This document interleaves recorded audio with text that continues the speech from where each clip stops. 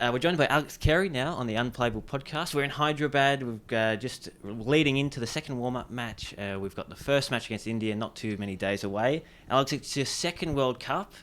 What's the feeling going into this one? Oh, yeah, excitement again. Obviously, the last one was in England, so different environment. But, yeah, to be here in, I don't know, the unofficial cricketing capital of the world or country of the world, it's going to be really exciting. And for us, having our first game against India, I don't think there's any better way to start the tournament. So, yeah, for me personally, excitement, and I can feel that amongst the group. What are you sort of expecting for that first game? A lot of noise. That's one thing that we can expect. And then, expect the unexpected. I think we go there open-minded. Chennai typically can produce spin wickets. But yeah, we'll wait and see. We've got one more warm-up game, as you mentioned, here in Hyderabad against a really strong outfit in Pakistan. And then we're into it. First World Cup obviously went quite well for yourself personally. What sort of impact did that have on your career going forward and where you sit now? It was a great experience. A shame we didn't, go and make it through to the final. But I thought as a group we played some solid cricket, and we come up against the eventual World Cup winners in England. So as a group, definitely want to go one step further. And personally, really enjoyed the experience of a first World Cup. And was able to have some success, but I guess it's just one of those things. You try to draw upon experiences like that when you need to. But for this one, it's probably a different feel. Probably wickets are going to be a little bit different over here, but thoroughly enjoyed that experience. You were obviously there. There was a few of the same players who were there in 2019, but Australia's had quite a stable side across all three formats in the last 2-3 years. What's that do for the group leading into a big tournament like this? Yeah, it's a good point. It's probably something we didn't have at the last World Cup was a lot of experience. We had experienced players, but as a group we sort of had a lot of changes throughout that 4-year cycle. So I feel like from then to now we've had a more of a stable group. A lot of players have played, but I feel like it's been quite a stable group of players. So we're coming into this one with a really clear, game plan, game style. We've got players that have played over 100 games. We've got a lot of players that have played over 50 games now. So I feel like the experience among this group and I guess guys playing a lot of cricket in India as well, the IPL. So I feel like we're well poised to shake up the tournament and our goal as a group is to make it and win the final. You've probably had the best seat in the house to one of the, if not the most prolific bowler in ODI cricket in Adam Zampa the last 4 years. How have you seen his development since that last World Cup? Yeah, he's been fantastic. I thought you were going to say Starkey, but we've got a few. We'll get to him next. He's been so consistent. I think the word for Zorb is the consistency he's shown over the last couple of years especially, and just getting a really good run at it. It was sort of in and out of the side there for a little while. He didn't play every game at the World Cup last year. We had last time, I think we had Nathan Lyon around the group as well. So for him to show that consistency throughout the last couple of years is great for the group. He's obviously in a country that will offer a little bit more spin as well. So he'll play a huge role. He's super confident in his ability. He takes control of his fields and really, really excited to see how he goes this World Cup. Is he good to keep too as well? Like he's got a few variations now as well. Do you find that a bit of a challenge? Or? Yeah, he's and I've seen on the big screen while we've been playing his pitch maps and where he normally lands the ball and where that ends up, and it's around the top of the stump. So he's so consistent around that area. But it's been great to get a bit more time with Zamps out in the middle and keeping to him. And like I said, his consistency and where he's trying to land in get the batters to hit the ball has been, something that I've really enjoyed. It's a good thing his bowling's more consistent than his hairstyles, at least. Yeah, that's it. What about Mitch Starc? You mentioned him. He's been a gun in all formats, but especially one-day cricket. What's it like, obviously, catching the ball when he's hurling them down? Yeah, I think for Starkey, he was player of the tournament in 15, and then he was in the team of the tournament in the last one as well. So, again, we're talking about consistency, and one of the all-time great one-day bowlers in Starkey, and we saw the other night the damage he can do with that new ball with a hat-trick. So, yeah, again, excited to see what he can do in this World Cup. We saw a little bit of swing there, so hopefully we see that early. Yeah. But his death stuff's just as impressive as well. So, yeah, another key factor in our team is going to be Mitchell Starc, and great to see him back to somewhat of full fitness now. And he's primed. He's got the time under legs now, and he's ready to go. Now, keeping in India, you probably had the two toughest tours this year in Ashes in England with the Duke's Ball and then Border Gavaskar Trophy. What did you take from that series as to how to go about keeping in India? Oh, yeah, I guess different formats probably, throw up different challenges. I think my first India tour with Test cricket here, there was a lot of balls that would spin past the bat, and we played in some pretty sped up cricket in terms of, only a couple of days out in the middle. So it was very exciting to stand behind the stumps and see balls spin past the bat. And I think one-day cricket wickets are, they're a bit more high-scoring here. So, just adapting on the run. Like I said, the first game in Chennai can produce spin. We might play at one where balls might not spin past the bat as much. So, just staying focused and ready for those opportunities if they come.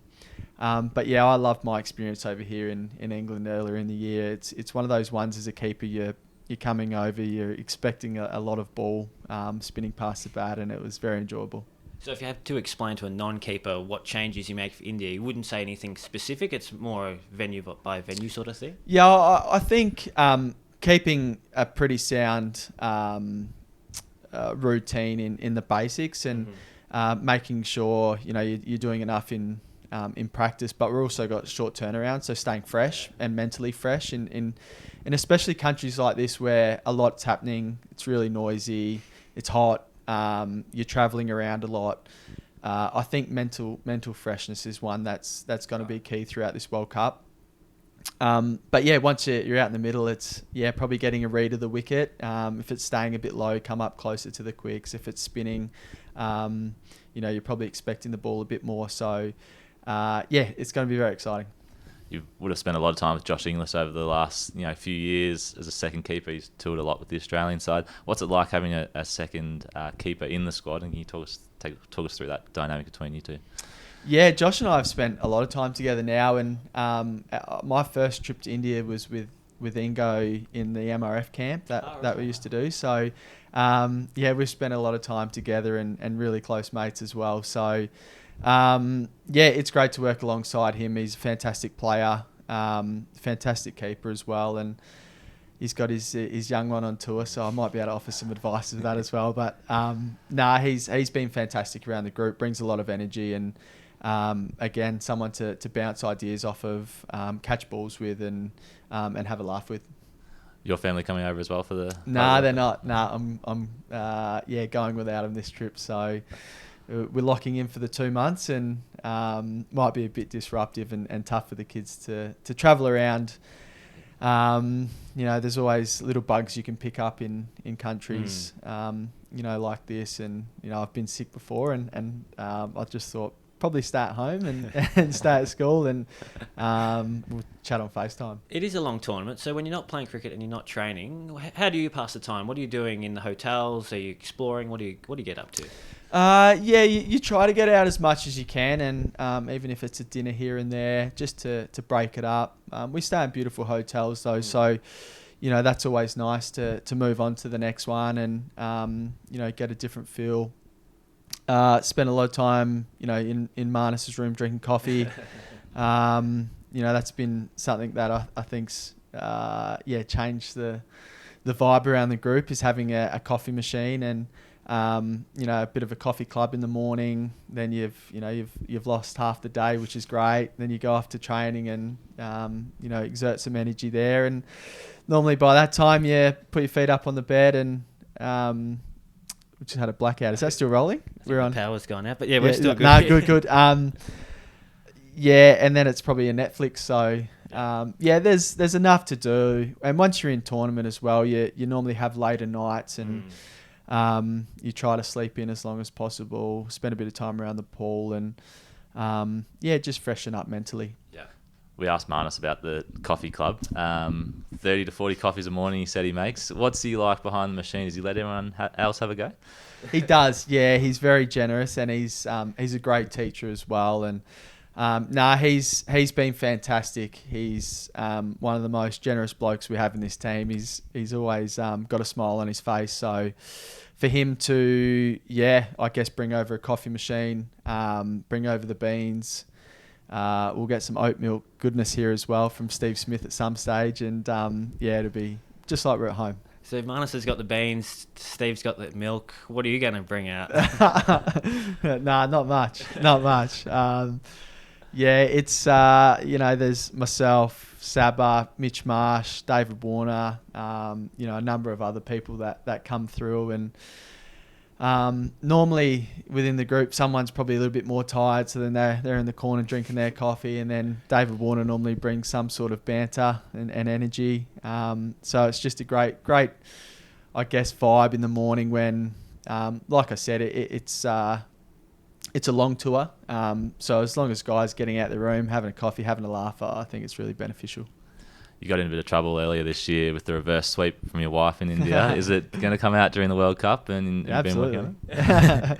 No, it's one of those shots. I probably jinxed myself too. I talked it up a bit too much, and then I got out to it a lot. So, look, it's game dependent, field dependent, bowler dependent as well, and. Yeah, for me, I guess those shots are something that I practice and use. But we'll wait and see. I think over here you've got to have options to score and find boundaries. Obviously, in one-day cricket, it's a bit different to Test cricket as well. So, rotating the strike, get the big hitters on strike, and they can clear the pickets. And hopefully, the top order can make some big runs.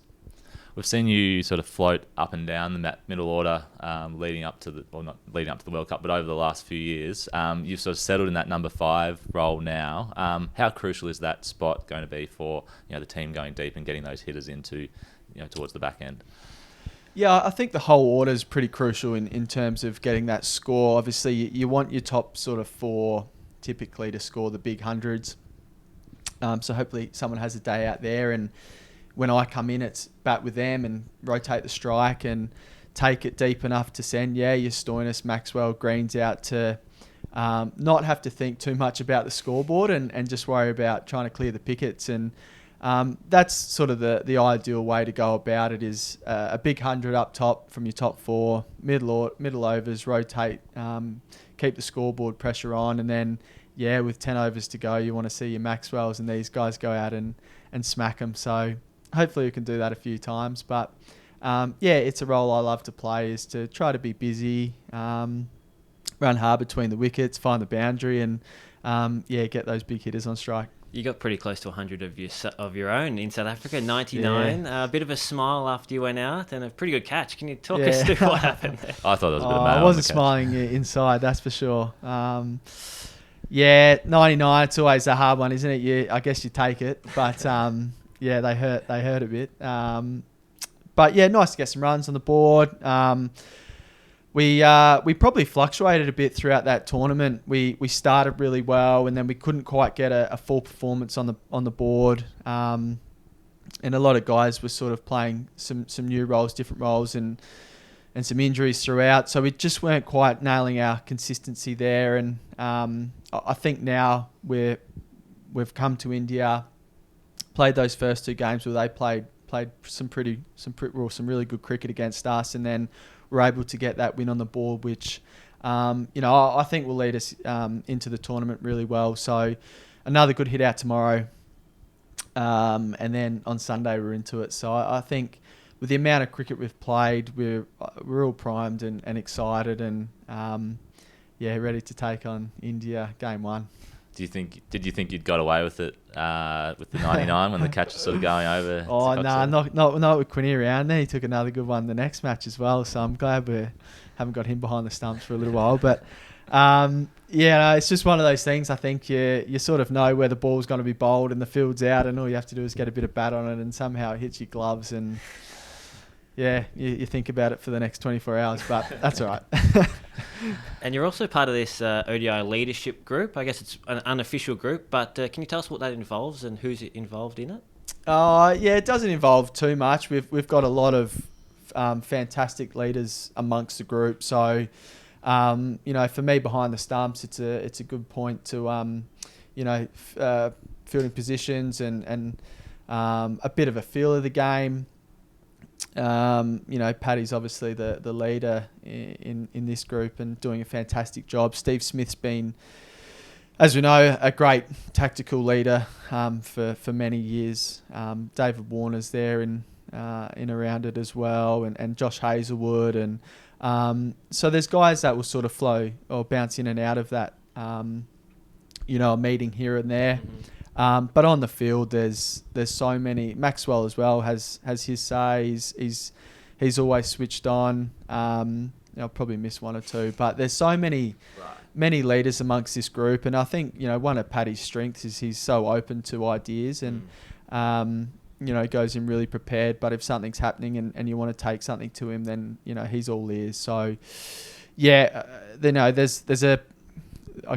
a leader and a leadership group as such, but there's so many leaders amongst it. Right, and I guess another one who would be a part of that is Travis Head, who's not here at the minute, but you're quite close with him, and you must be looking forward to him getting over here later in the tournament. Yeah, it's a shame, Travis. One of those annoying injuries where I guess you can't really prevent it in terms of lead up, and it's not a soft tissue; it's an impact. And I've played a lot of cricket with Trav, and I haven't seen too many injuries from him, so it's a bad timing. But I think it's great. He's in the squad, and no doubt he'll be doing all he can to get prepared to come over and have a huge impact straight away.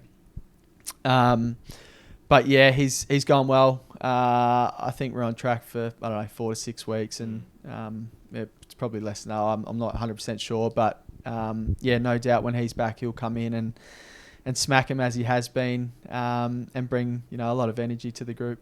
Have you spoken to him since the final squad came out, and was it a bit of a relief for him knowing that he's going to be given a chance to get back here? I have spoken to him. I think the way that Ronnie and the selection panel's has been really open, and they're aware of the injury and sort of what that looks like in terms of rehab, and no hesitations to keep him amongst the group. And he'll come back and no doubt smack him. He's in SA at the moment, so a couple of weeks there, get that right. And I think it's in a way he can come over here, really fresh and revitalised from a couple of weeks in South Africa, bring some energy to the group, and like I said, play really well. Couple of generic runs just to finish off with. Who do you think is going to be Australia's MVP, most impactful player for the World Cup? Who's your tip? Well, Starkey's got the runs on the board. He's the form player in the World Cup, so he no doubt will be around the mark. I think probably we're looking at all rounders to have impact, bat and ball, and I think the way that Maxi bowled the other night will give him a lot of confidence with the ball, and he's already got a lot of confidence with the bat and in the field. So I think for us, he's going to play a huge role. Hopefully our batters can set it up the way I spoke about before, and he can come in and have a huge impact. So he'll be one guy to watch out for. And Mitchell Marsh is probably the other one. If he can take some early wickets and smack him at the top of the order, he's going to be high impact. And what about the best non-Aussie player, if you had to nominate one? Yeah, there's plenty going around. I think we probably look at the home country. Virat Kohli's probably some guy you can't look past, and he's the obvious choice. But the way he batted the other night with a 50 was was really impressive. And then Shubman Gill, if he can continue on the form he's in, he's going to be hard to stop. So huge wickets for us. But I think those two guys. I know I'll be watching them when we're not playing them. They're high entertainment. Do you watch a lot of the non-Aussie matches, especially in tournaments like this? Yeah, we'll see how we go. I probably will. I love watching cricket, keeping eyes on scores and all of that. So, I think as well when you're playing against them and coming up against them, it's nice to keep an eye on and see what's going on. So, I'll be keeping an eye on matches for sure. Alex, thank you so much for joining us on the Unplayable Podcast. All the best for the World Cup. Thanks, guys. Cheers.